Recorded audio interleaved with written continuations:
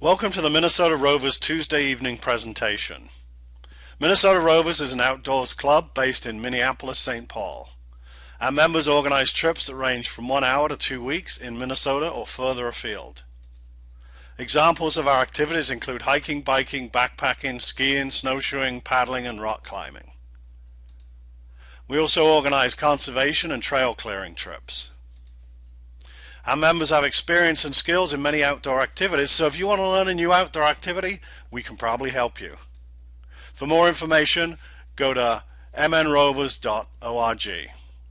Now let's move on to this week's presentation. Tonight's presenter is an interpretive naturalist at Whitewater State Park. He's a southeastern Minnesota native and grew up in the area around Rochester. He enjoys exploring and recreating in nature. And for the past 15 years, he's worked as a naturalist for the Minnesota Department of Natural Resources. He loves learning about the natural world and local history. The favorite part of his job is sharing these things with others. So please welcome tonight's presenter, Jeremy Darst. Take it away, Jeremy. Thank you for the invitation to present tonight. I have to admit, the Rovers have a special place in my heart. Almost from the beginning of working at Whitewater, I had the great pleasure of taking you guys out on hikes. You are my explorers. Anytime I wanted to do something new, I had a group that would go with me and check it out and try it with me, and that was this group. So I really appreciate the invitation to come and speak.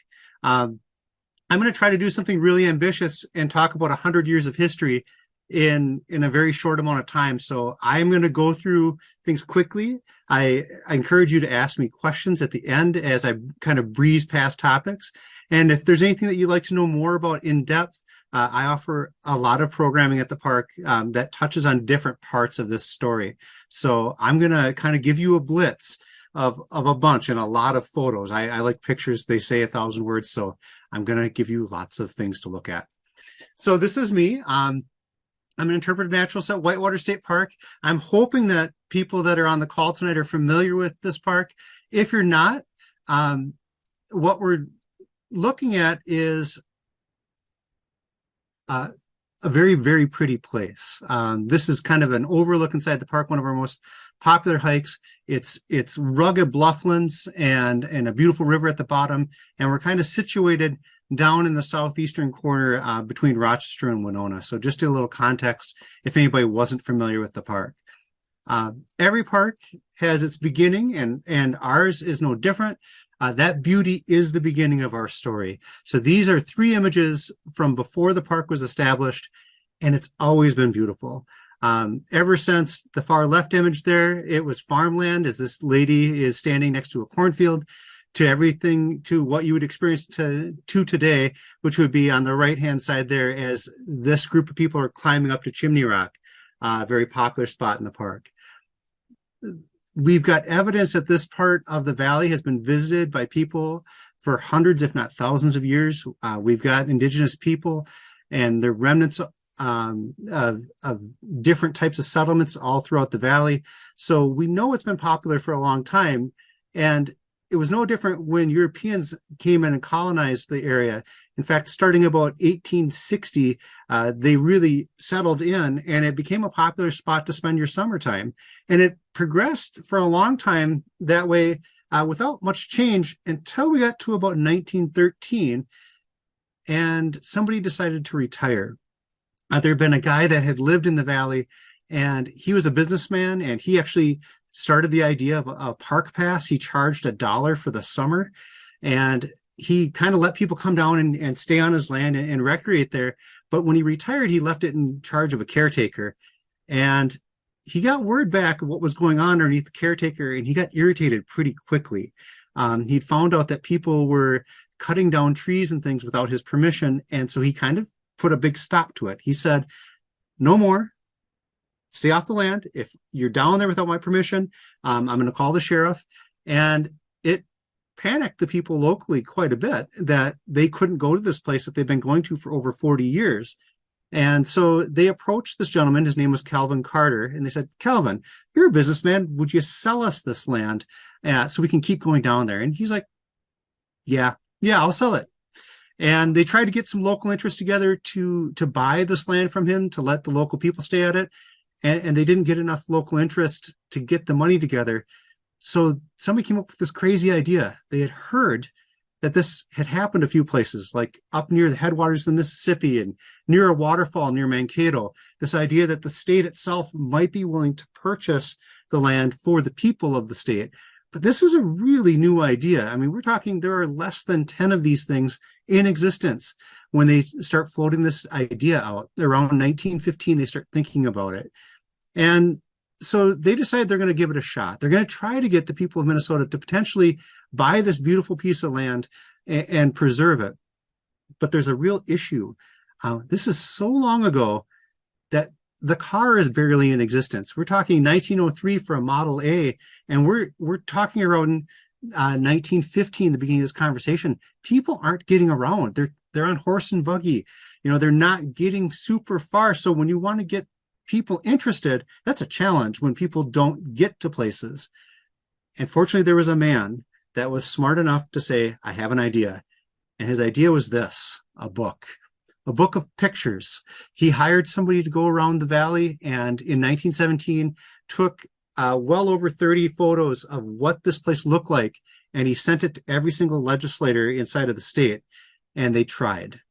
So in 1917, they tried.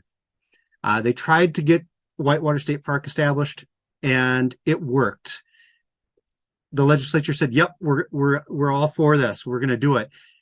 And then the governor came in behind it, and he vetoed it. And he said, "No, we're not going to do it. It's World War I, and this is not the time for this." And this will be the first time that worldwide events are going to start to play a role in the way that the state park is forming and how it is going to be directed. But he says, don't give up on it. Come back. And so the next biennium, they try again. And he tries in 1919 to establish our state park. And this time it does. It passes. So our official establishment date for Whitewater State Park is 1919. Now you might 1921. That's because I struggle with this question. When does Whitewater State Park establish? Well, I could argue 1917. The state of Minnesota said yes, but the governor said no. I could say 1919 is when it officially passed, and that's its establishment date. But if I tried to have you visit Whitewater State Park in 1919, you would have been trespassing. The money to actually buy the state park doesn't come in till the next biennium. So in 1921, the physical Whitewater State Park comes into existence. And what would have it looked like if you would have visited? It would have looked like that. This is from a camping trip in 1924. And what am I looking at? I'm looking at a cow pasture in the woods. Whitewater, at its inception, is a very basic place. It's the wilderness. It has some things that people still go to Whitewater today for, like the trout stream. This gentleman fishing in the river in that trip, it still had the breathtaking beauty. As I look at this beautiful cliff face in our South Picnic area that we call Precipice Bluff. So the ingredients were there, but it was pretty bare bones. I have to show this image just because I enjoy it. This is what you wore camping back in 1924, which I'm thinking, whoo, that would have been warm on a June day if this was the wrong day. But these gentlemen are setting up kind of in this older canvas tent style. Now, interestingly enough, the question is, who's going to run a state park this long ago in the past? Because there is no state agency to do it. When they proposed the state park, there was a problem. There was no government agency that's going to run a state park. It's that new. And so they said, well, who cares? And who cares is who proposed it. So they decide, well, the people that proposed it, we'll put them in charge. And the state's smart enough to go, well, we need some oversight. So they take the state senator from Rochester and they say, you are going to be the official in this, and we're going to run the state park. Now, that comes with goods and bads, but one of the really nice thing about giving local control to the state park is that you know the right people. So the first administrator of Whitewater State Park is a furniture maker. His name's Albert. And Albert gets into this set of woods and he starts to create. And so he builds all kinds of intricate and beautiful furniture. It comes with weird things when you've got local control. Like they wanted a new place to meet for their Legion meetings. So 30 people took the day off one day and they showed up at Whitewater and they built a cabin, and that's their new meeting spot. And nobody was going to tell them no, because the people in the Legion were the people in charge of the park. So they just did it. It did have some real nice positives. They were able to fundraise. They did build a couple of public buildings. These are the first 2 public structures at Whitewater, 2 picnic shelters. You know, if you go out for a picnic, you don't want to get rained on. It makes sense. But a lot of times that local push of interest is really going to drive things. So the local sportsmen got together and they decided that they really would like to do something that hadn't been done. They decided they wanted to raise trout at Whitewater. Whitewater is one of the very first trout rearing ponds in all of southeastern Minnesota. And from this pond, those trout will be taken out and put in neighboring streams. So we have a legacy of trout that goes back to this early leadership. The local control has the relationships. Back in those days, you would have had a situation where church and fraternal organizations like the Masons would have been how you socialize. And they knew people. The lawyer, the mayor, the doctor, they knew people. They knew this guy. If you're from Minnesota and you don't know who this gentleman is, it's understandable. If you're from Winona, it's maybe a little bit more important that you might know who he is. But since the people that are here tonight may not know who he is, I'm going to just take a second and tell you that this gentleman's name is John Latch. And John Latch was a Winona businessman. And he, in the 1920s, did an amazing amount for the people of Minnesota and Wisconsin. John's legend is kind of that he worked during the week, and then on Sunday, he would get a gallon of buttermilk and his newspapers, and he would go in his canoe, and he would travel down the Mississippi River, and he would just kind of relax at the end of the week. And he had a fortuitous moment that happened, and that he was out one day and he got caught in a storm, and he went to land at this little town called Whitman. And when he landed, he got chased off by a guy with a gun, and it irritated him, strongly irritated him. And he decided, you know what? I grew up on the river. The river's supposed to be for everybody, and I have some ability to do something about it. So John started buying land. And if you've ever driven down Highway 61, you've seen the land he donated. If you've been to Wisconsin, if you've been to Perot or Merrick State Park, those were donated by John Latch. If you've been to John Latch State Park, that's at Whitman. That's where he was chased off. He donated that land. Well, the people in St. Charles that were running Whitewater knew John, and they said, John, that guy that sold the state the land right away, he didn't sell all of it. We'd like to get that last piece. And John goes, all right, how much is it?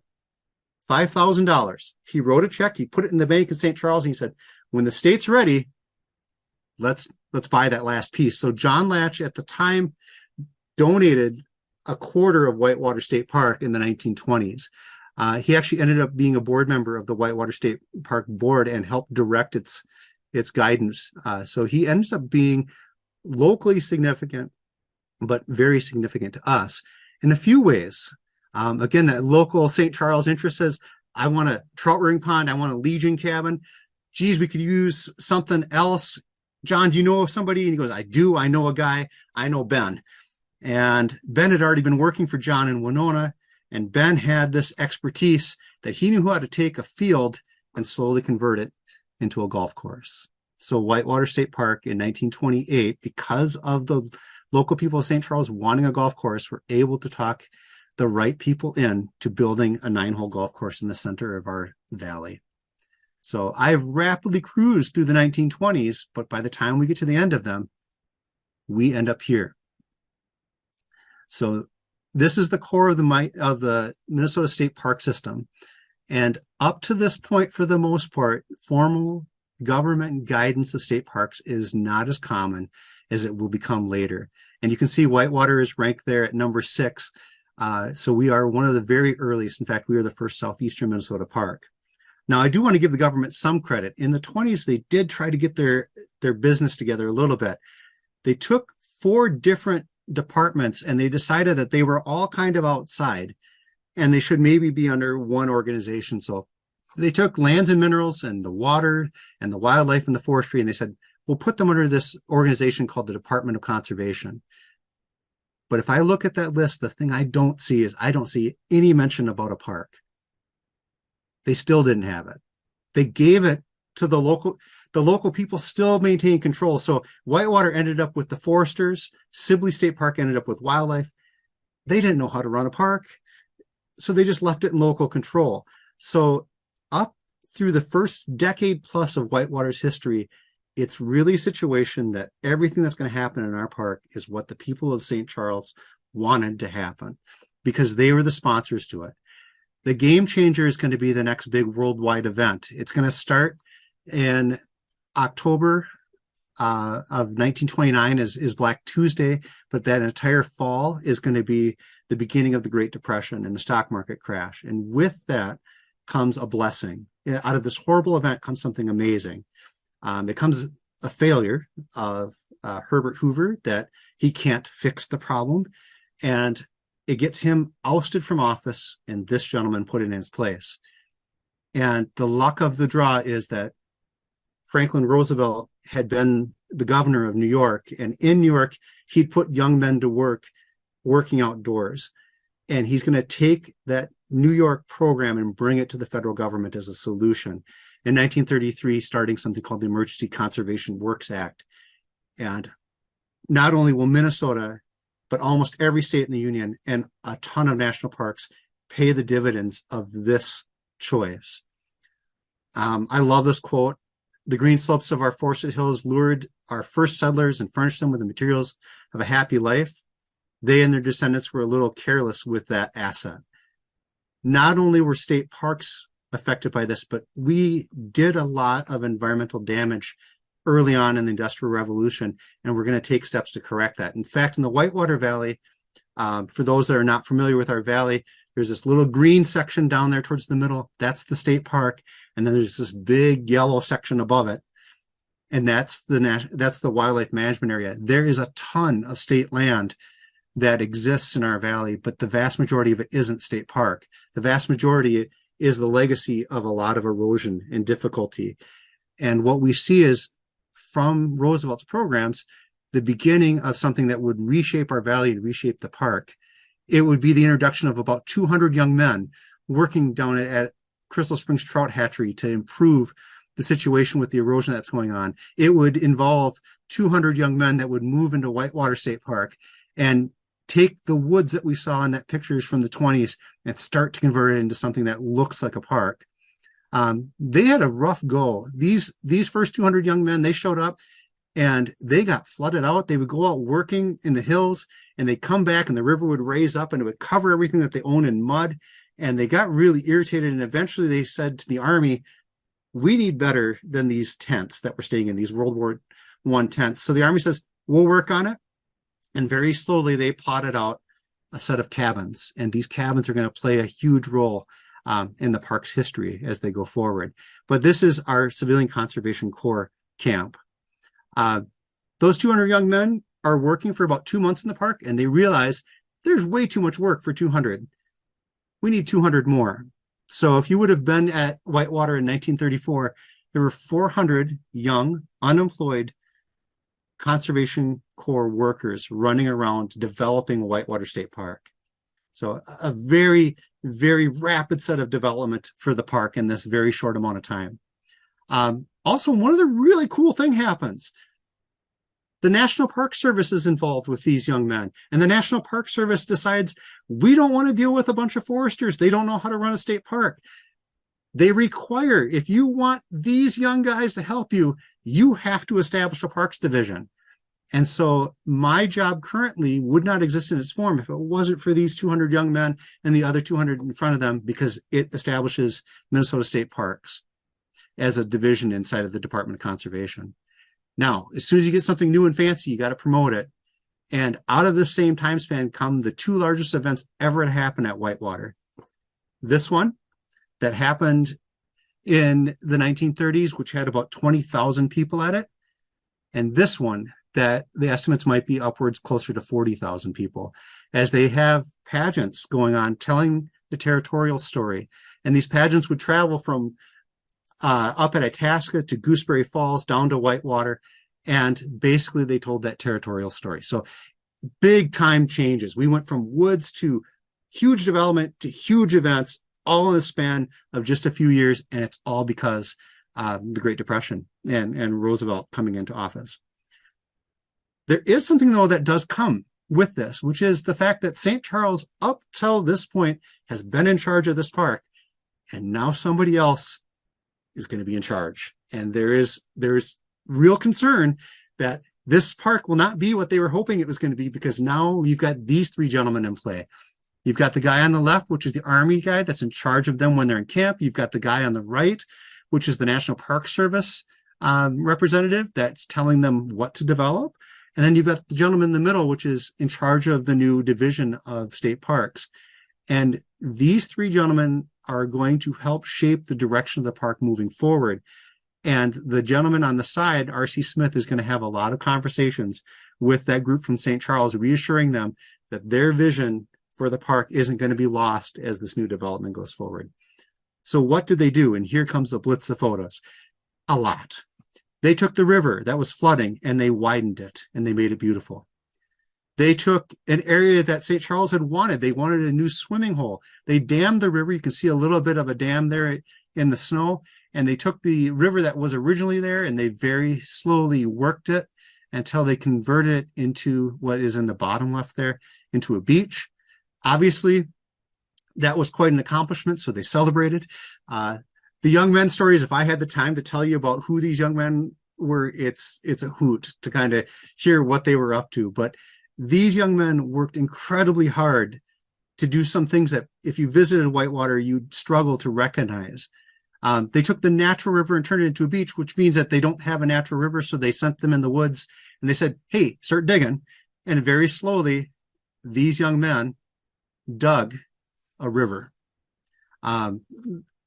The legacy of the CCC is fantastic. You go down into our main picnic area, you can see that these young men that were grabbing pieces of the dolostone that makes up the cliffs in the park very slowly shaped it into something that you could recreate in today as our picnic shelter. Those are the glorious ones. You've got the unglorious ones like these gentlemen here that if you visited Whitewater in the last 10 years, you paid or you enjoyed the fruits of their labor. This is Fred Johnson. Fred is digging a hole for a septic system that we just retired in the last 5 years. It was that good. It was that effective. And so if you've ever used this restroom in Whitewater, you've actually used the CCC system that we had in place until recently. So it's just amazing the legacy of the contribution that these gentlemen did. We were lucky enough to have Fred coming lead programming in the 90s and take people around and show off what he'd worked on. So just fantastic. The CCC sticks with us for 2 years.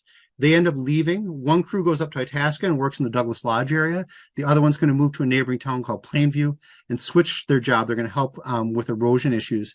In their place is going to come a new group, a different part of the New Deal, the Works Progress Administration, still under the guidance of the National Park Service, and their legacy is going to be both recognizable and unrecognizable, just like the Civilian Conservation Corps. They took the original highway and they moved it. They built some amazing things, like this beautiful Stone Arch Bridge, which was the largest of its time. They did things that if you were hiking with the group that was hiking at Whitewater this last week, probably went over, like the bridge to Chimney Rock. Or if you visit our beach, they helped build the dam that would become the kind of control structure. I always love hearing some of the stories between Fred and then we've had luck to talk to a few enrollees and found out that these young men weren't the same as the Civilian Conservation Corps young men. They didn't have to be between 18 and 25. They could be of varied ages. They didn't have to have an enlistment period. So you get kind of unique and different stories depending on which group it is, but still the legacy is pretty fantastic. So these are our beach, and basically they would continue to work in Whitewater until another event would come and shift their focus. But in this time, during the work of the WPA, something major did change, which is that we made a swap with the highway department and we built a set of 6 beautiful cabins and a kitchen shelter that would retire something and bring something new to the forefront. We would retire the original Whitewater campground, which this is my only image of, and we would open what would become Gooseberry Glen Campground. And if you've camped at Whitewater over the years, you probably remember Gooseberry Glen Campground. It replaces this one. If you're curious where the original Whitewater Campground was, I don't know if my mouse will show up, but just down here underneath Precipice is the original public campground that got retired. One of the things that's kind of neat is that they didn't fail to recognize something good. So the CCC work done at Whitewater isn't unique to Whitewater. I can go all around the system and see cool things. Like this at Lake Bronson is their beach house, which is the same as at Buffalo River, which is the same at Camden, which is the same at Lake Carlos, the same at Old Mill, the same at Sibley, the same at Whitewater. If you start paying attention to the legacy of what happened in the 30s through the New Deal, it is pretty fantastic to watch. And I just wanted to make a second to call out because it's unique to Whitewater that we have the exact collection that we have, but it's not unique to Whitewater that we've got work that was done. These are all the beach buildings, all the ones in red that I just showed. But overall, all of these different state parks listed here all came into existence and were worked on during this time span. So 23 of the 75 state parks happen during this time. A lot of those projects begin as kind of a retention or a works project, and the state makes investments and expands further out. But the 1930s is one of the two major expansions of the state park system, with the additional monies that are available from the federal government to put young men back to work. And that legacy we enjoy all the time. So what ended it? Well, what ended it is what led to these guys showing up. This is an interesting image, and it's not from the state park. In fact, it's a little subtle, but if I look at the shirt of the gentleman on the left, I can see a P, and I can see the same P on the pants of the gentleman on the right. What happens is that the Civilian Conservation Corps and the Works Progress Administration phase out as we enter into World War II. And we end up at Whitewater with these gentlemen instead. These two gentlemen are German prisoners, and they're going to live at Whitewater State Park for 2 years in the 1940s. And you're thinking to yourself, why the heck would they put them in a state park? Because we had the buildings. We had 23 buildings that were sitting vacant, and they needed a place to put a bunch of prisoners, and we had a spot. And so for those 2 years, if you would have visited Whitewater, you could have seen the Germans that were living inside. People will always ask me, how did that go? And sometimes it's just easier to show you the image, like this one. This is a picture of a family to the west of the park in a town named Elgin. And what I see in this image is I see a bunch of German POWs, but I also see the third from the left. I see a young man, and then the second from the right, I see a young man up on shoulders. This family took a picture of their sons with the prisoners. And this image alone encapsulates how that really went when they were here, which is it went pretty darn well. You don't take a family photo with people that you despise. And it's an interesting thing. And I have a whole hour program on that, and it's a great story, but I'm going to just touch on it for now. As the war comes to a close, the park system kind of goes through a few changes, some for the better, some for the worse, people might say. In 1953, we get the introduction of a state park sticker. This is the first one. If you're going to try to collect them, that's the first one, the 1953 one. 1953 also sees major park changes for Whitewater specifically. Our beautiful POW camp, if I tried to take you there now, you wouldn't see it. In 1953 on Mother's Day, a tornado came over the hill and wiped that camp flat. So we had a legacy of that camp, and it kind of disappeared. The Boy Scouts were kind enough to help clean up. They helped clean up after this event. They helped clean up after the flooding that we had in 2007 that I heard today that the Rovers also came down and helped us with, which is awesome. From the bad can come good. That camp disappeared, but I tell you, I know that you appreciate the legacy of that camp because I know that the Rovers have stayed in the replacement camp. This is our modern group center, and this was built a year after the destruction of that tornado. In 1954, they built our modern group center, which I know that the Rovers have stayed in numerous times over the course of the years. 53 also sees one of the coolest archaeological moments that the park will discover as two young boys go climbing up on the bluffs and they find a cave. And in that cave, they find pottery shards, Native American pottery shards, which is awesome. And unfortunately, this newspaper article was published, and then the archaeologists didn't get down there until the next spring. Well, I tell you what, the people from Winona heard about this. They learned about where the cave was. They climbed up in there, and by the time the archaeologists got there the following year, unfortunately, the archaeological site was disturbed enough that they didn't gain any new knowledge. But really cool that we had pottery found inside of the park at that time. We also see, with the destruction of that tornado, the establishment of a new campground in our south picnic area. My own grandfather took my mom to this campground in the 1960s, and it is the introduction of my family into Whitewater was at this campground that is going to replace that POW camp. The 60s will see a couple of big events, some big floods where we lose one of our stone arch bridges, the establishment of a new office, which is now a nature store, but this is the original park office. But the 60s, for the most part, are pretty darn calm.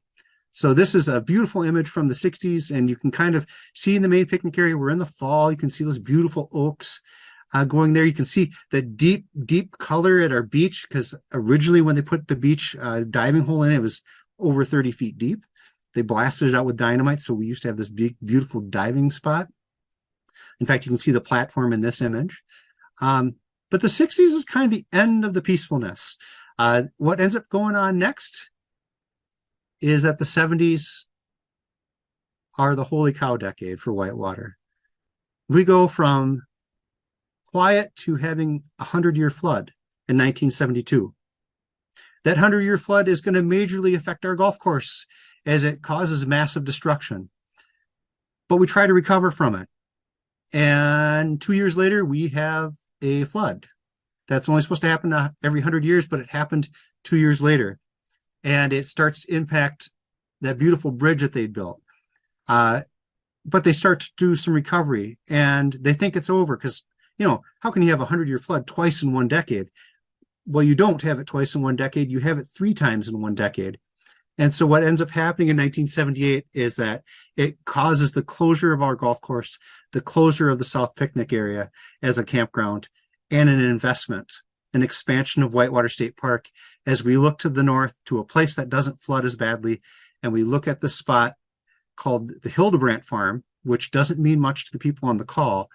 But what it should mean is that when they take over this land, they're able to start to build Cedar Hill Campground. This is the beginning of the campground that I'm sure a few of you have camped in over the years. It's also the introduction of electrical camping into Whitewater. So this is a big deal in 1978 to have electricity show up at our campsites for the first time. The 70s also have a couple of people that show up that I would feel bad if I didn't mention them, like this guy. For those of you that have been longtime visitors to Forestville State Park, this is Mark White, very early in his career as our assistant manager. He would go and leave this position, go to Fort Snelling for a year, and then he would become the manager of Forestville for over 30 years. He becomes a magnet whose legacy has continued for decades. We'd also see in the 70s the hiring of our first year-round naturalist, Dave Palmquist, which will leave a lasting legacy of over 30 years at Whitewater. So we have 2 major figures come in that change the landscapes of their respective parks. Another person that's worth calling out is that we did have a visitor that we were not expecting. This gentleman came here on a family vacation. He speaks with an accent, and he is our only interview with a POW. This gentleman is Ernst Kolchek, and Ernst was a POW at Whitewater. So we were able to hear firsthand a lot of the experiences that were happening at the time. We did say goodbye to one thing that existed in the 70s that's a change if you visited Whitewater now, and you're going to look at this image and you go, I've seen that beach before, Jeremy. This doesn't look that different. But the 70s also say goodbye to the walls. I don't know if you've noticed in the beach pictures, but there used to be walls in our beach house, and the 1970s are the adios to the walls of the beach house. and a switch over. And I'm not going to share the reason for that right now. You can ask me if you'd like to know later.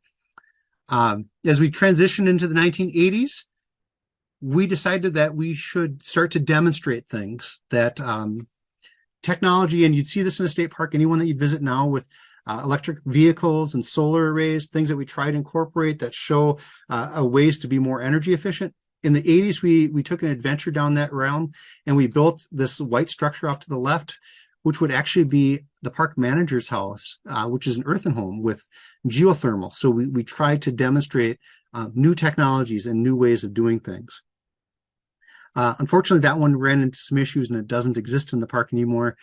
Ended up being in a spot that groundwater got into the basement too often, so we had to retire that building. As we flip the page a little further into the late 80s, Dave Palmquist would start to organize the Friends of Whitewater for a massive mission. This was his interpretive space. He did all of his programming out of here. It's a tiny place. And he really saw that the program had more potential than what I was seeing. So the Friends started to work diligently. And as we rounded 1989 into 1990, they succeeded in their goal. And it was the establishment of the Whitewater Visitor Center. And this is a picture from its dedication. So this is where I work currently. I appreciate that Dave did this. It's an amazing facility, one of the best ones that I talked to my fellow interpreters around the state, and they wish that they had a big, beautiful, co-located building. And so it's wonderful to see the efforts of a bunch of volunteers paying off and having this great legacy on top of the legacy that we see from the Civilian Conservation Corps. As we flip into the 2000s, somebody returns that has been missing. In 2007, we have another one of those holy cow floods where the river decides that it doesn't want to stay inside the river's channel. It decides it wants to go down the highway, where the river decides that it wants to flood the campgrounds. And this causes a closure. We ended up closing down a good part of 2008 as we tried to do recovery. And in the intervening years, something else kind of interesting goes on, something that would change the landscape, not only for Whitewater, but for state parks in general, for me personally as well. In 2008, there's a vote. In 2008, as we're looking to repair the damage from this flood, the people of Minnesota decide that they are willing to give a little more to clean water, outdoor heritage, culture, and arts, and to parks and trails in the Clean Water Legacy Amendment. So I thank you for those that have voted for this. I am a legacy naturalist myself, so my position exists because of the passing of this. And I'm going to show you a couple of things that were made possible because of legacy. So in 2008, we started the recovery process from that flood, and it set in motion the establishment of a new campground that legacy helped pay for. And this is in 2016 into 2018. In 2017, we looked at our visitor center and we looked at the displays that had been up and done an effective job since 1990, 1991. And we decided, you know what, maybe time for a refresh. And so we made a conversion and we updated, making it a little bit more child friendly, a little bit more interactive, also because of legacy. As we turn the corner from 2017 into 2019, we reach that magic date of 100 years, and we have our banner year for celebration and interpretive programming as we bring in live music and art, and we bring in theater, and we're able to offer a bunch of amazing things with the support of our friends group that we currently have, and kind of show off the park. And thank goodness our centennial was 2019, because if it had been a year later, it would have been depressing, but we snuck it in because in that next year, obviously, COVID comes in and kind of closes things down for us. In this centennial year, though, we also do one other thing. Myself and the other park naturalist at the time, Sarah, we work on a book, and I'm going to just invite you, if you've got more interest after we're done tonight. This is the original book that was produced by L.A. Warming. He sold it for $1.50, so he didn't do it out of altruism. It's about $35 in today's money. We decided that we should make this book that encapsulates the history of the park. So we did. There is a book that you can get the PDF version on our website that encapsulates the 100-year history of our park. And with that, we get to 2019 and you think, well, that's pretty much up to date. It pretty much is, except for we do have one last major event that comes along. In 2022, we were able to finish renovations because of legacy funding of a beautiful rehab of our other campground of Cedar Hill, including a brand new sanitation building. So Whitewater has seen a massive amount of upgrades and changes, not only over the last few years with legacy, but over the course of its history. And I have been going like crazy. So with that, I want to thank you for hearing a very brief conversation about this, and invite you to ask me any questions that you might have. I'm going to stop sharing my screen real quick though as well. So what's the story about the walls? I really want to know. Give me a little bit more information about what you're asking. You were saying that they took the walls down on one of the buildings at the beach. The bathhouse, I think. Yeah. Bathhouse, yeah. Yeah. Yeah. So when you climbed to the top of Chimney Rock, and apparently this was really well known in the 70s, you could go up to the top above Chimney Rock and there's an overlook and you were above the walls, and the walls were the changing stalls for the beach. And apparently locally that had been known that that was the case. So the walls were not serving a purpose anymore. They decided it was better to remove them than have people seen from above. So that was the disappearance of the walls. Well, like I said, I covered a ton of ground, and I know that I was covering things quickly. But hopefully on the next visit to Whitewater, if you haven't visited us, or the next visit if you have, maybe you can take a little insight into what we got a chance to talk about. Like I said, on any one of these topics, I do deep dives, POW program, CCC, all of these. So if you've got particular interest in something I touched on, I very much invite you to keep an eye on our online calendar, and you can ask me follow-up questions. I also did want to give you one other resource. It's out of publishing, or it's not published right now. Out of print is the words I'm trying to say. But there is a book, and I'm going to share my screen for just one more second, just so you can see it. If you're a state park user and you can locate this book, it's well worth your time. This was made by Roy Meyer, and this book was published in 1991. So it doesn't have every latest detail, but this writes the individual histories of a lot of the state parks. I own this book. I thoroughly enjoy visiting a new state park, sitting around the campfire. And if I want to know its background, this is a great resource. So I just wanted to give you a step further too that you could do if you had interest. So Jeremy, is some of what you've talked about with like the WPA and the CCC and the German POWs, is that talked about in the visitor center? Do you have exhibits on that?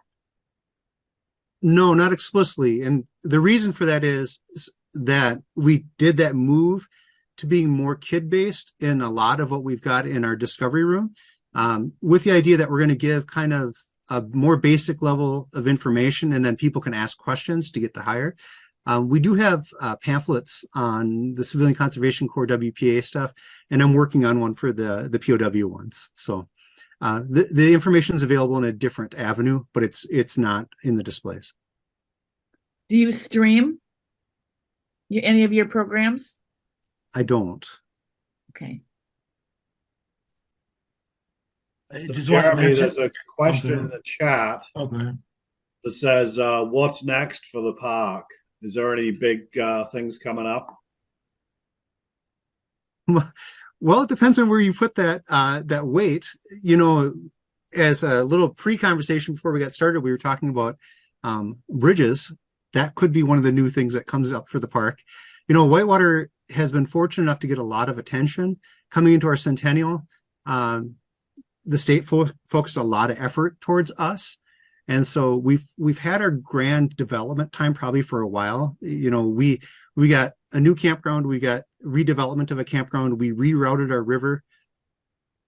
we did a lot. The one project that we do have in the works potentially is that we're trying to get a nature play area put in to Gooseberry Glen, where we retired that campground. We're trying to put an effort forward to potentially establishing that, so we have got a place for kids to kind of do natural exploration. The park is widely used by the public, and we have a lot of school groups too, so it's something we'd really like to get through, but we're in the process of planning that right now. I just want to mention my dad was in the CCCs to support his mom and up in Gooseberry, and he also was a sergeant at the prisoner of war camp that was up near Two Harbors, and as the treatment of the Germans, that he said if they'd make him a German meal, he'd take him out fishing. So not a bad deal. Yeah. So do you have his stories recorded anywhere? I don't know. I have not really. I've got some of them in my head though. Yeah. You know, there's gonna be a grandkid or a great grandkid that's gonna want to know those stories. I would highly encourage you to jot it down if you have time. Oh, okay. Yeah, it's a good idea. Yeah. Really enjoyed the talk. Thank you. Well, if there aren't any other questions for me, I will hand it back over to Stacy and feel free if you do have any questions. I'm always reachable through the park, so I'm happy to follow up later on as well. All right. Well, thank you so much, Jeremy. That was really interesting. So thank you for spending the evening with us. Thanks for watching this Minnesota Rovers presentation. If you want to see more, please click on the link to our channel or the subscribe button below. Thank you.